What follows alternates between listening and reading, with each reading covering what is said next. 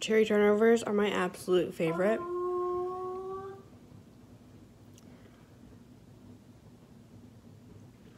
Do you think you want some?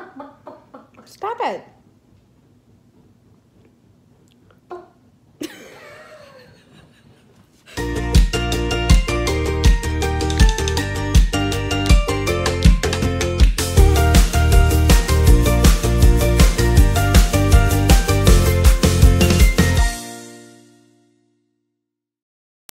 I guess I really don't know what Christmas is all about.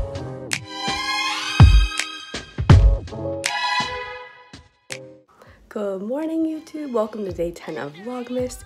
It is Christmas Day and my family is here and I am congested. But today what I'm going to do is I'm just going to take you through little bits and pieces of my day and how our Christmas kind of looks. This is the first Christmas we've had in our new house, which is super exciting. My parents are here, my sister and her husband are coming, all of the dogs will be here, and we are doing awesome things. Some of my holiday traditions are, my mom always makes quiche, love quiche.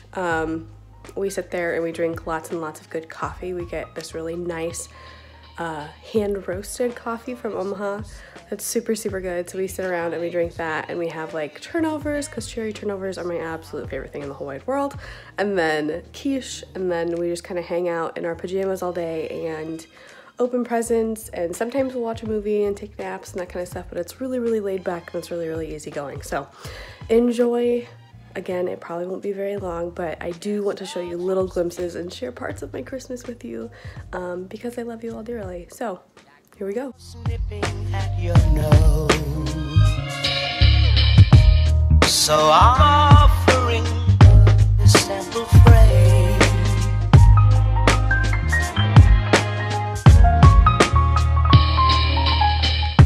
Although it's been said many times, many ways, Merry Christmas to you.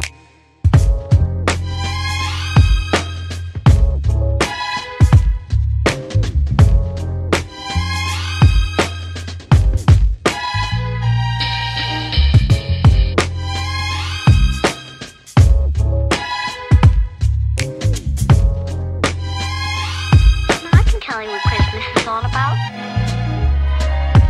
Although it's been said many times, many ways, Merry Christmas.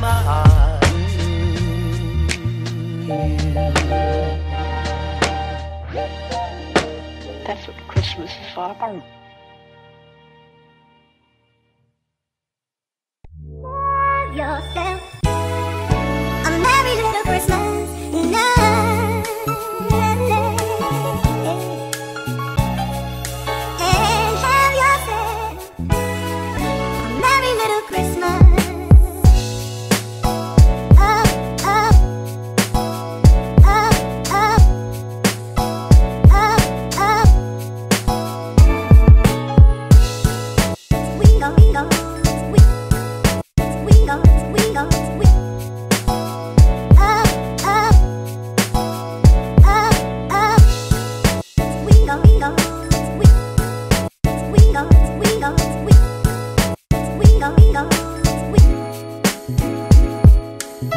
It's a place alive.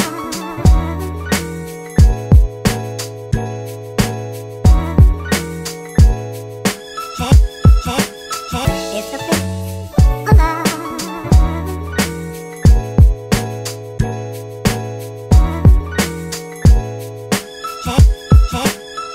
Have yourself a merry little Christmas night.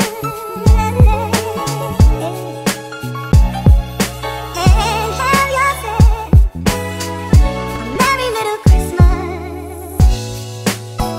Up, up, up, up, up, up. We go, we go. We go, we up, up, up, up. We go, we go, we go, we go, we go, we go,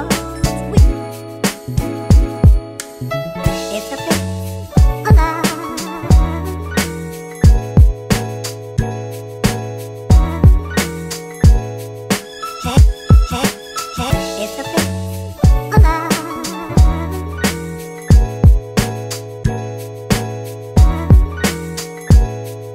Hey, hey, hey.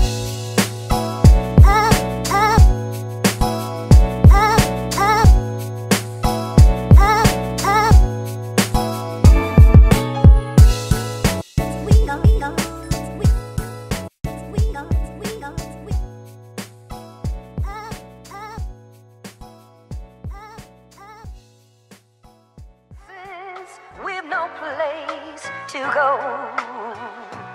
Let it snow, let it snow, let it snow.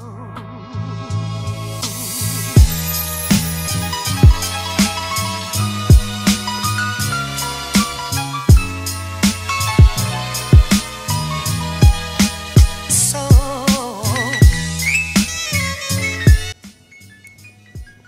Cherry turnovers are my absolute favorite.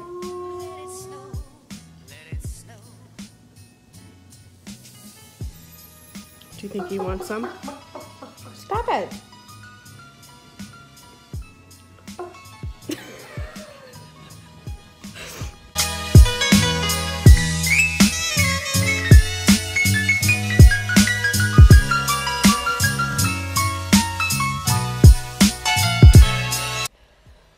Hello friends! This is the end of my video, but I thought at the end of the video I'd give you a little bit of day after just because I don't get to talk to you very much, and this is as good as I'm going to look today because I'm pretty sure I'm getting a sinus infection. It feels like I ran into a wall. Okay, first of all, let me ask you this before I start answering questions that have shown up. Does anyone else get sick on break? Like, I was doing really good. Usually it's like the first day after break. I thought I was gonna make it without getting sick on this break, but it happens every time. Maybe I shouldn't have relaxed. I don't know. I really don't know what I should have done differently, but it has hit me like a freight train. So, let's go ahead and answer some of your questions. All right, so this really isn't a question, but it's from Dwight. And Dwight, you have been all over this Vlogmas, so let me answer this for you. Well, Meg, I would like to meet your family if they are up for it. Ask them if they want to come on and say hello. With that said, Merry Christmas. Merry Christmas to you, Dwight. A little belated. My family is extremely supportive of everything that I do, but you will probably not find them willingly participating. I do have one video that I have not uploaded with my mom, and getting her to record that was not easy at all. So pay attention, she will be there. But Merry Christmas to you. And yes, my family is very supportive of what I do. They don't quite understand the videos and things like that, and that's okay. That's okay. They still love me. So maybe someday, Dwight, maybe someday. Okay, let's see. All right, Kim H. Merry Christmas. When you have a chance in a video, I would love some tips on applying and interviewing for a teacher position. Thanks. Here are my tips. No matter where you go to interview, please make sure that you're being yourself. Don't try to be what they need, just be you. Because when you try to be what that school needs, or pretend to be what that school needs, you end up getting hired in a place that you don't really fit, and that's really not a fun place to be. So my biggest tip is no matter what you do, if you get to walk in physically to an interview, always be yourself. Do your research of what that school does, and always have positive body language. Like, don't fidget with anything. Some people will like ask you to like, do you want water?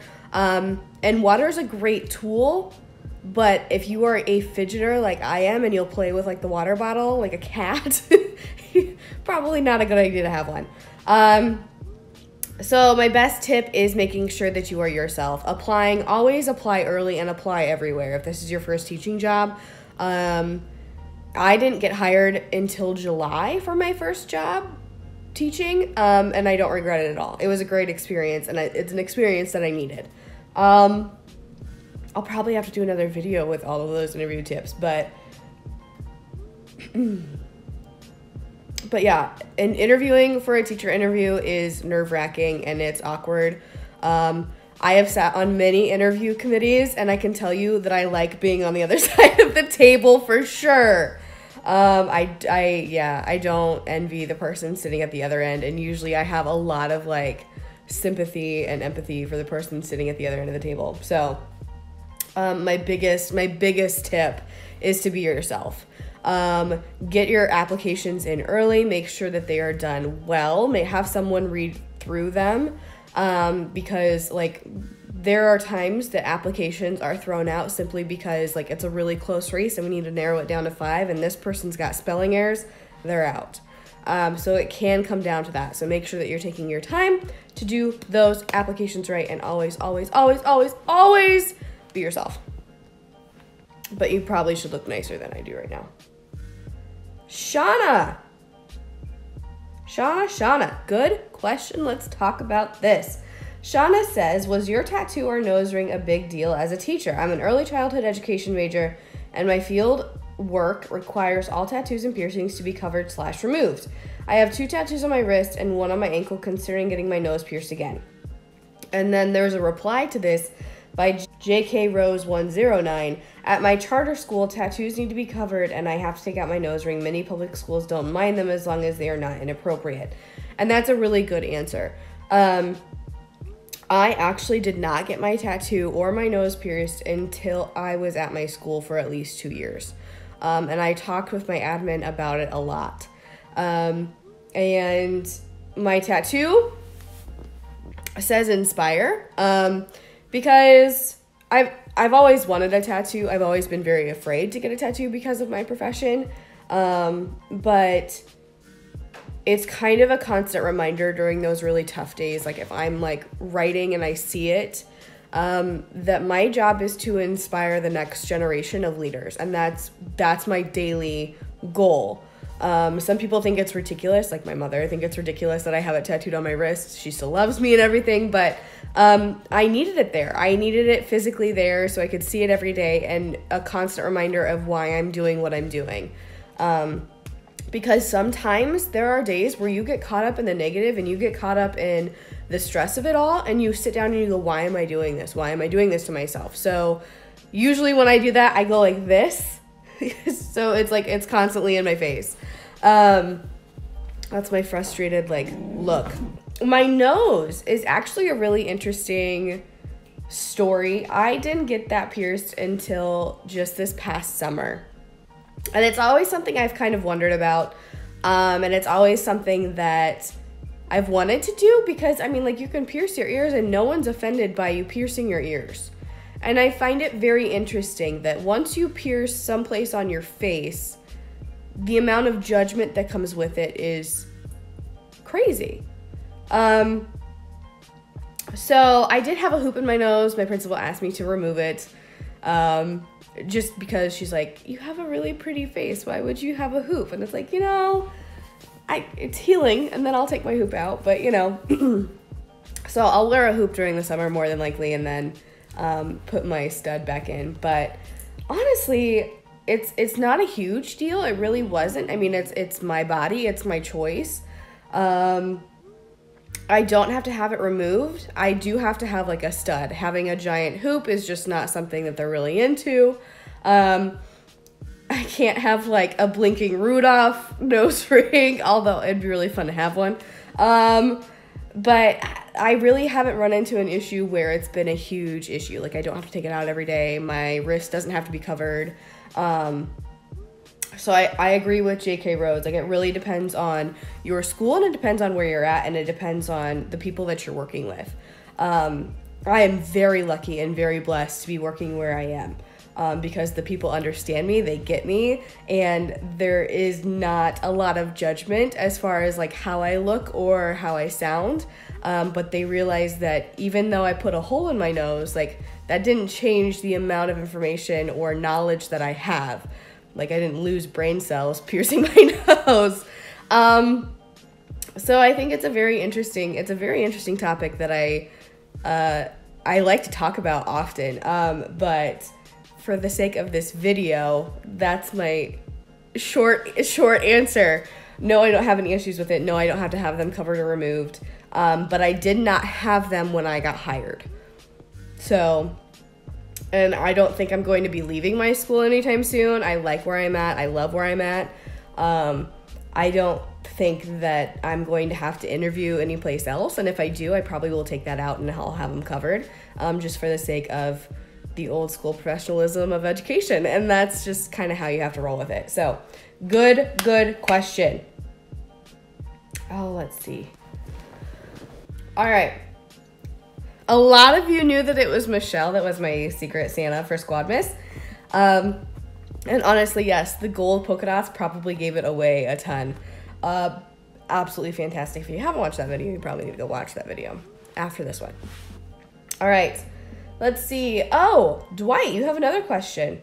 In my Christmas 1 of 4, the last time I answered questions, someone asked about political climate and political issues in my classroom and how that comes up.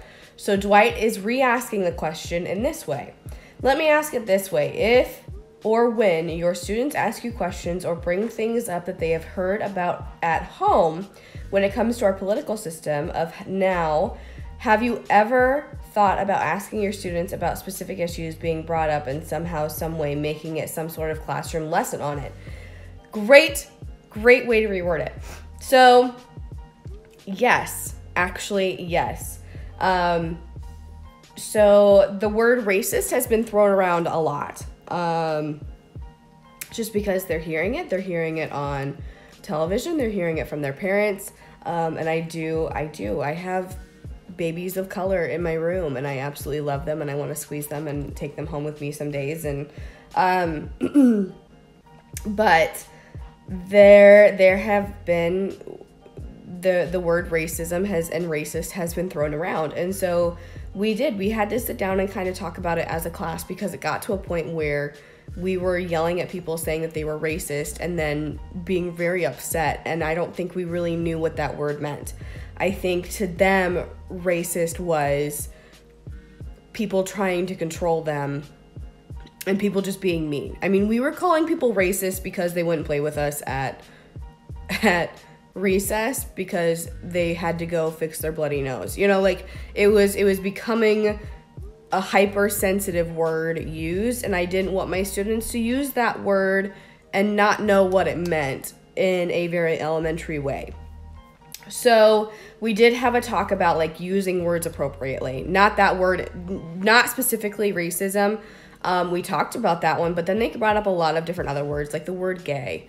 And so we talked about like that actually used to mean that they were very happy, and somewhere along the line it got twisted into, you know, this negative derogatory term, and it shouldn't be. It really shouldn't be. So we talk about words a lot. We talk about how to use them appropriately, and if you hear it at home, maybe you need to do some research on what that word is, or ask someone that you trust, what does that word mean before you start throwing it around. So that's been a lesson that we've had. We also have had a lesson on, I have past students who have Down syndrome, and they will still come visit me. They will still come see me as like a reward or a break, or, you know, they'll bring me a picture. And each year we kind of have to have that discussion of like people that have different needs and people that look different. And so that's always kind of a lesson that we have. My classroom climate from day one is everyone is accepted, everyone is loved, and in this room you are kind to everyone. And if that's hard, great, because it's hard in life sometimes. So there's a lot of times that I do turn it into a lesson, but it's not a planned lesson. It's very much driven by my students' conversation, where we sit down and I ask questions like, okay, what does that mean? What have you heard? And when you sit down and you remove, well, do you know what that means? Like me coming down at them, and you sit down in a giant circle and I'm sitting on the floor with them and I'm asking the questions of, okay, what does that mean? Tell me what that means to you. 9 times out of 10, they realize that they don't really know, and they've just heard it, and they thought that they were using it the correct way. and it brings up a really great conversation. And it usually, there's times that it leads to other things, and other times it's just like, we just need to be careful of the words that we choose. You can't just repeat what you've heard. You need to, and it kind of goes back to empowering my students. My students are very bright people, and what you need to learn in this world is that you can't just trust what people say. You have to do the research, and you have to look it up for yourself, because if you're going to use it and you're going to talk about it and you're going to know about it, you better be able to back it up. That's always been my belief, and I want my students to be able to do that. And I don't want it to be an argumentative thing. I want it to be, you have knowledge, and no one ever, ever, ever can take that knowledge away from you. So that's kind of how I handle it. Again, it's a very delicate subject. It really is. And I don't want them to feel like they are not enough. I don't want them to feel like they can't, explore what's happening in the real world, because they're gonna live there soon, and they're a part of it. And I think that they need to know. And I think when you give them the tools to find the information and you empower them to find the information, the real world becomes a little less scary. Because right now we rely so heavily on what other people have told us that, it's just a scary, scary thing. Because you hear one thing and then you hear another and then you don't know what to believe. Well, you got to do your own research. You got to look it up and you got to find what you believe. And then when you can stand firmly on that ground, then you can move forward. So there you go. There you have it. Yay. I am going to go take care of my head. I hope you enjoyed Vlogmas. It was a lot of fun to do. I would love to know what questions you have or anything, because then that can stem for more videos totally. If you've liked this series, please go like the videos and like this video. Don't forget to hit the subscribe button so you get all the notifications the next time I upload a video. And I love that you were here. Thank you so, so much. This was such a fun adventure. I hope you had a Merry Christmas or whatever you celebrate. Happy Kwanzaa, happy, Habari Gani, all of those lovely things. I love you all dearly, and thank you so much for joining me on this journey, and I will talk to you guys next time. Bye.